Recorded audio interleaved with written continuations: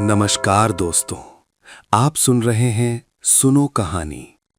आइए आज सुनते हैं मुंशी प्रेमचंद की प्रेरणादायक और विचार उत्तेजक कहानी मनुष्य का परम धर्म। होली का दिन है। लड्डू के भक्त और रसगुल्ले के प्रेमी पंडित मोटेराम शास्त्री अपने आंगन में एक टूटी खाट पर सिर झुकाए चिंता और शोक की मूर्ति बने बैठे हैं। उनकी सहधर्मिणी उनके निकट बैठी हुई उनकी ओर सच्ची सहवेदना की दृष्टि से ताक रही है और अपनी मृदु वाणी से पति की चिंताग्नि को शांत करने की चेष्टा कर रही है। पंडित जी बहुत देर तक चिंता में डूबे रहने के पश्चात उदासीन भाव से बोले, नसीबा ससुरा न जाने कहाँ जाकर सो गया, होली के दिन भी न जागा। पंडिताइन, दिन ही बुरे आ गए हैं। यहाँ तो जौन ते तुम्हारा हुक्म पावा, ओही घड़ी ते सान सवेले दोनों जून सूरज नारायण से ही वरदान मांगा करी है कि कहूं से बुलावा आवे, सैकड़न दिया तुलसी माई का चढ़ावा। मुदा सब सोए गए, गाढ़ परे कोऊ काम नहीं आवत है। मोटेराम, कुछ नहीं, ये देवी देवता सब नाम के हैं। हमारे बखत पर काम आवे तब हम जाने कि कोई देवी देवता। सेंत मेंत में मालपुआ और हलवा खाने वाले तो बहुत हैं। पंडिताइन, का शहर भर मां अब कोई भलमने ही नहीं रहा, सब मर गए। मोटेराम, सब मर गए बल्कि सड़ गए। 10-5 हैं तो साल भर में 2-1 बार जीते हैं, वो भी बहुत हिम्मत की तो रुपए की 3 सेर मिठाई खिला दी। मेरा बस चलता तो इन सबों को सीधे काले पानी भिजवा देता। ये सब इसी अरिया समाज की करनी है। पंडिताइन, तुम हो तो घर में बैठे रहत हो। अभी जमाने में कोई ऐसन दानी नहीं है कि घर बैठे न्योता भेज दे। कभू कभू जुबान लड़ा दिया करो। तुम कैसे जानती हो कि मैंने जबान नहीं लड़ाई? ऐसा कौन रईस इस शहर में है जिसके यहाँ जाकर मैंने आशीर्वाद न दिया हो? मगर कौन ससुरा सुनता है, सब अपने अपने रंग में मस्त हैं। इतने में पंडित चिंतामणि जी ने पदार्पण किया। ये पंडित मोटेराम जी के परम मित्र थे।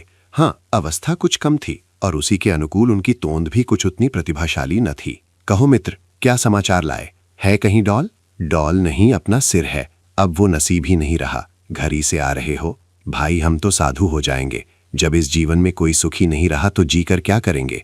अब बताओ कि आज के दिन अब उत्तम पदार्थ न मिले तो कोई क्यों कर जिए? हाँ भाई, बात तो यथार्थ कहते हो। तो अब तुम्हारा किया कुछ न होगा। साफ साफ कहो, हम संन्यास ले लें। नहीं मित्र, घबराओ मत। जानते नहीं हो, बिना मरे स्वर्ग नहीं मिलता। तरमाल खाने के लिए कठिन तपस्या करनी पड़ती है। हमारी राय है कि चलो इसी समय गंगा तट पर चलें और वहां व्याख्यान दें। कौन जाने किसी सज्जन की आत्मा जागृत हो जाए। हाँ, बात तो अच्छी है, चलो चले। दोनों सज्जन उठकर गंगा जी की ओर चले। प्रातः काल था। सहस्रों मनुष्य स्नान कर रहे थे। कोई पाठ करता था। कितने ही लोग पंडों की चौकियों पर बैठे तिलक लगा रहे थे। कोई कोई तो गीली धोती ही पहने घर जा रहे थे। दोनों महात्माओं को देखते ही चारों तरफ से नमस्कार, प्रणाम और पालागन की आवाजें आने लगी। दोनों मित्र इन अभिवादनों का उत्तर देते गंगा तट पर जा पहुंचे और स्नानादि में प्रवृत्त हो गए। तत्पश्चात एक पंडे की चौकी पर भजन गाने लगे। वह ऐसी विचित्र घटना थी कि सैकड़ों आदमी कौतूहल वशाकर एकत्रित हो गए।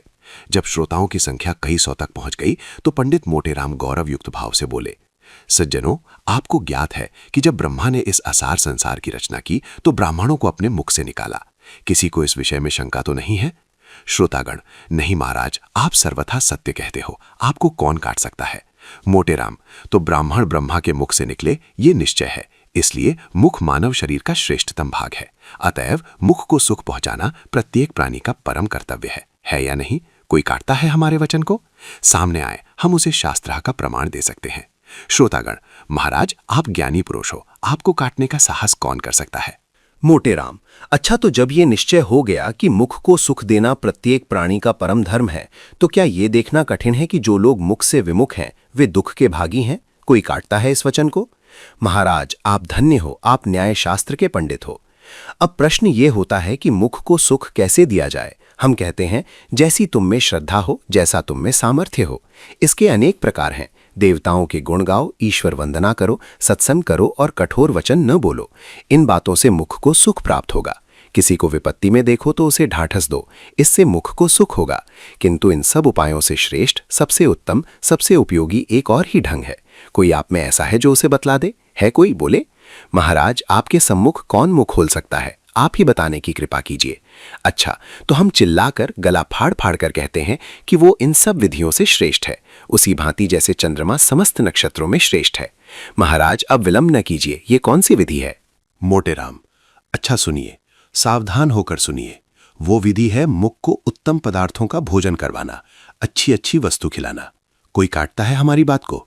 आए हम उसे वेद मंत्रों का प्रमाण दें। एक मनुष्य ने शंका की, ये समझ में नहीं आता कि सत्य भाषण से मिष्ट भक्षण क्यों कर मुख के लिए अधिक सुखकारी हो सकता है। कई मनुष्यों ने कहा, हाँ, हमें भी यही शंका है। महाराज, इस शंका का समाधान कीजिए। मोटेराम, और किसी को कोई शंका है? हम बहुत प्रसन्न होकर उसका निवारण करेंगे। सज्जनों, आप पूछते हैं कि उत्तम पदार्थों का भोजन करना और कराना क्यों कर सत्य भाषण से अधिक सुखदायी है। मेरा उत्तर है कि पहला रूप प्रत्यक्ष है और दूसरा अप्रत्यक्ष। उदाहरणतः कल्पना कीजिए कि मैंने कोई अपराध किया। यदि हाकिम मुझे बुलाकर नम्रतापूर्वक समझाए कि पंडित जी, आपने ये अच्छा काम नहीं किया, आपको ऐसा उचित नहीं था, तो उसका ये दंड मुझे सुमार्ग पर लाने में सफल ना होगा। सज्जनों, मैं ऋषि नहीं हूं, मैं दीनहीन मायाजाल में फंसा हुआ प्राणी हूं। मुझ पर इस दंड का कोई प्रभाव ना होगा। मैं हाकिम के सामने से हटते ही फिर उसी कुमार्ग पर चलने लगूंगा। मेरी बात समझ में आती है? कोई इसे काटता है? श्रोतागण, महाराज, आप विद्यासागर हो, आप पंडितों के भूषण हो, आपको धन्य है। अच्छा, अब उसी उदाहरण पर फिर विचार करो। हाकिम ने बुलाकर तत्क्षण कारागार में डाल दिया और वहां मुझे नाना प्रकार के कष्ट दिए गए। अब जब मैं छूटूंगा तो बरसों तक यातनाओं को याद करता रहूंगा और संभवतः कुमार्ग को त्याग दूंगा। आप पूछेंगे, ऐसा क्यों है? दंड दोनों ही हैं, तो क्यों एक का प्रभाव पड़ता है और दूसरे का नहीं? इसका कारण यही है कि एक का रूप प्रत्यक्ष है और दूसरे का गुप्त। समझे आप लोग? धन्य हो कृपा निधान, आपको ईश्वर ने बड़ी बुद्धि सामर्थ्य दी है। अच्छा, तो अब आपका प्रश्न होता है, उत्तम पदार्थ किसे कहते हैं? मैं इसकी विवेचना करता हूं। जैसे भगवान ने नाना प्रकार के रंग नेत्रों के विनोदार्थ बनाए, उसी प्रकार मुख के लिए भी अनेक रसों की रचना की। किंतु इन समस्त रसों में श्रेष्ठ कौन है, ये अपनी अपनी रुचि है। लेकिन वेदों और शास्त्रों के अनुसार मिष्ट रस माना जाता है। देवतागण इसी रस पर मुग्ध होते हैं। यहाँ तक कि सच्चिदानंद सर्वशक्तिमान भगवान को भी मिष्ट पाकों से ही अधिक रुचि है। कोई ऐसे देवता का नाम बता सकता है जो नमकीन वस्तुओं को ग्रहण करता हो? है कोई जो ऐसी एक भी दिव्य ज्योति का नाम बता सके? कोई नहीं है। इसी भांति खट्टे, कड़वे और चरपरे कसैले पदार्थों से भी देवताओं को प्रीति नहीं है। श्रोतागण, महाराज, आपकी बुद्धि अपरंपार है। तो ये सिद्ध हो गया कि मीठे पदार्थ सब पदार्थों में श्रेष्ठ है। अब आपका पुनः प्रश्न होता है कि क्या समग्र मीठी वस्तुओं से मुख को समान आनंद प्राप्त होता है? यदि मैं कह दूं हां, तो आप चिल्ला उठोगे कि पंडित जी, तुम बावले हो। इसलिए मैं कहूंगा नहीं, और बारंबार नहीं। सब मीठे पदार्थ समान रोचकता नहीं रखते। गुड़ और चीनी में बहुत भेद है। इसलिए मुख को सुख देने के लिए हमारा परम कर्तव्य है कि हम उत्तम से उत्तम मिष्ट पाकों का सेवन करें और कराएं। मेरा अपना विचार है कि यदि आपके थाल में जौनपुर की अमृतियां, आगरे के मोतीचूर, मथुरा के पेड़े, बनारस की कलाकंद, लखनऊ के रसगुल्ले, अयोध्या के गुलाब जामुन और दिल्ली का हलवा सोहन हो, तो ये ईश्वर भोग के योग्य है। देवतागण उस पर मुग्ध हो जाएंगे और जो साहसी पराक्रमी जीव ऐसे स्वादिष्ट थाल ब्राह्मणों को जिमाएगा, उसे सदेह स्वर्गधाम प्राप्त होगा। यदि आपको श्रद्धा है तो हम आपसे अनुरोध करेंगे कि अपना धर्म अवश्य पालन कीजिए, नहीं तो मनुष्य बनने का नाम न लीजिए। पंडित मोटेराम का भाषण समाप्त हो गया। तालियां बजने लगीं। कुछ सज्जनों ने इस ज्ञान वर्षा और धर्मोपदेश से मुग्ध होकर उन पर फूलों की वर्षा की। तब चिंतामणि ने अपनी वाणी को विभूषित किया। सज्जनों, आपने मेरे परम मित्र पंडित मोटेराम का प्रभावशाली व्याख्यान सुना और अब मेरे खड़े होने की आवश्यकता न थी, परंतु जहां मैं उनसे और सभी विषयों में सहमत हूं, वहां उनसे मुझे थोड़ा मतभेद भी है। मेरे विचार में यदि आपके हाथ में केवल जौनपुर की अमृतियां हों, तो वो पंचमेल मिठाइयों से कहीं सुखवर्धक, कहीं स्वादपूर्ण और कहीं कल्याणकारी होगा। इसे मैं शास्त्रोक्त सिद्ध करता हूं। मोटेराम ने सरोष होकर कहा, तुम्हारी ये कल्पना मिथ्या है। आगरे के मोतीचूर और दिल्ली के हलवा सोहन के सामने जौनपुर की अमृतियों की तो गणना ही नहीं है। चिंता, प्रमाण से सिद्ध कीजिए। मोटेराम, प्रत्यक्ष के लिए प्रमाण? चिंता, ये तुम्हारी मूर्खता है। मोटेराम, तुम जन्म भर खाते ही रहे किंतु खाना ना आया।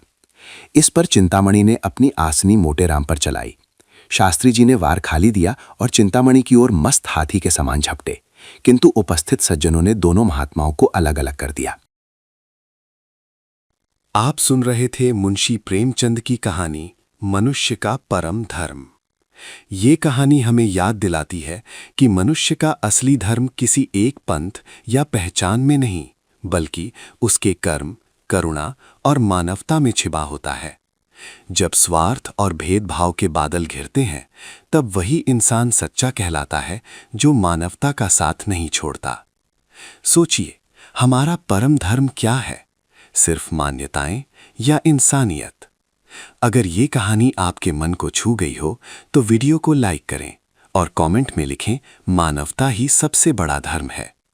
ऐसी ही अमर कहानियों के लिए सुनो कहानी को सब्सक्राइब करना ना भूलें।